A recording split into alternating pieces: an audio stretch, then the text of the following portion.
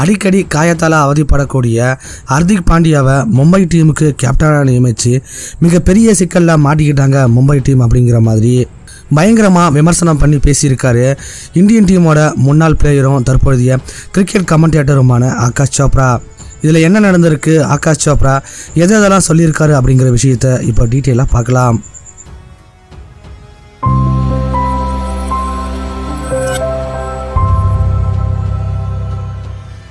இப்போ நடக்க போகிற 2024 IPL சீசனில் பார்த்தீங்கன்னா ரோஹித் சர்மாவுக்கு பதிலாக ஹர்திக் பாண்டியா தான் மும்பை டீமுக்கு கேப்டனாக செயல்படுவார் அப்படிங்கிற மாதிரி அந்த டீமோட நிர்வாகம் அனௌன்ஸ் பண்ணியிருக்காங்க.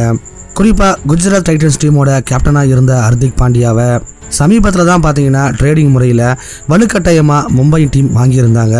அதில் பார்த்தீங்கன்னா மும்பை டீமோடைய வருங்காலத்தை மனசில் வச்சு ரோஹித் சர்மாவுக்கு பதிலாக பாண்டியாவை கேப்டனாகவும் நியமிச்சிருக்காங்க. Sachin Tendulkar and Ricky Ponting அப்படின்னு மிகப்பெரிய ஜம்பவான்களாலே பார்த்தீங்கன்னா ஒரே ஒரு IPL கப்பை கூட மும்பை டீமுக்காக வின் பண்ணி கொடுக்க முடியல. ஆனால் 2013 வருஷம் கேப்டனாக பதவி ஏற்றுக்கிட்ட முதல் வருடமே சாம்பியன் பட்டத்தை மும்பை அணிக்காக வின் பண்ணி கொடுத்தவர் தான் ரோஹித் சர்மா. அதுக்கப்புறம் 2020 இந்த வருஷத்துக்குள்ளே பார்த்தீங்கன்னா மொத்தமாக அந்த டீமுக்கு 5 முறை சாம்பியன் டிராஃபியை வின் பண்ணி கொடுத்துருப்பாரு. குறுகிய காலகட்டத்திலேயே மும்பை இந்தியன்ஸ் அணியை ஒரு வெற்றிகரமான அணியாக இந்த IPL தொடரில் ஜொலிக்க வச்சார். இந்த அளவுக்கு IPL தொடரில் கேப்டன்சியில் அசத்திட்டு இருந்த ரோஹித் சர்மாவை நீக்கிட்டு ஹர்திக் பாண்டியாவை புதிய கேப்டனாக நியமித்தது பார்த்தீங்கன்னா மும்பை இந்தியன்ஸ் ரசிகர்கள் மத்தியில் கொந்தளிப்பை ஏற்படுத்தியிருக்கு.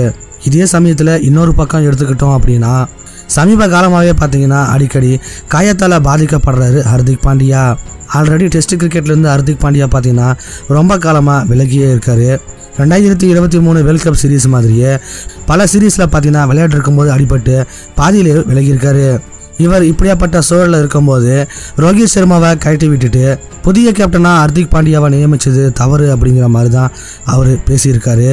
அதில் பார்த்தீங்கன்னா இந்த முடிவு ரொம்பவே கடினமான ஒரு முடிவாக தான் இருக்குது. இந்த நேரத்தில் ஹர்திக் பாண்டியா ஃபிட்னஸோடு இருக்கிறது ரொம்பவே முக்கியம். ஒருவேளை ஹர்திக் பாண்டியா ஃபிட்னஸோட இல்லை அப்படின்னா அது எல்லாமே மும்பை இந்தியன்ஸோட தலைமையில தான் விடியும். பொதுவாக ஃபிட்னஸே இல்லாத ஒரு வீரரை கேப்டனாக நியமிக்கிறது பார்த்தீங்கன்னா மிகப்பெரிய முடிவு. குஜராத் அணியிலிருந்து வெளியேறி மும்பை அணியில் இணைஞ்ச உடனே கண்டிப்பாக ஹர்திக் பாண்டியா பார்த்தீங்கன்னா மும்பை இந்தியன்ஸ் டீமோடைய வைஸ் கேப்டனாக இருப்பார் அப்படிங்கிற மாதிரி தான் எல்லாருமே எதிர்பார்த்துட்டு இருந்தாங்க. ஆனால் மும்பை டீம் பார்த்தீங்கன்னா எல்லாருக்கும் ஷாக் கொடுக்குற மாதிரி அவரை இப்போது கேப்டனாகவே நியமிச்சிருக்காங்க. பாண்டியாவுடைய கேப்டன்சியில் பார்த்தீங்கன்னா குஜராத் டீம் ஃபர்ஸ்ட் வருஷமே சாம்பியன் பட்டத்தை வின் பண்ணாங்க. 2வது வருஷம் ஃபைனல் வரைக்கும் போனாங்க. இதில் ஹர்திக் பாண்டியாவோட கேப்டன்சி நல்லா இருந்தது அப்படின்னு தான் சொல்லணும்.